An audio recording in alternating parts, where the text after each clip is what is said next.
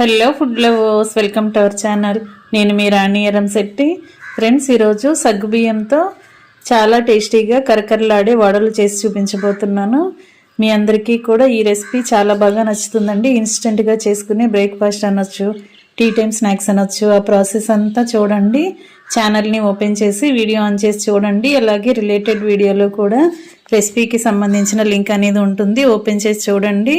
అన్నీ కూడా మన ఇంట్లో ఉన్న ఇంగ్రీడియంట్స్తోనే సింపుల్గా టేస్టీగా ఇన్స్టెంట్గా చేసుకోవచ్చండి. ఆ ప్రాసెస్ అంతా క్లియర్గా చూడండి.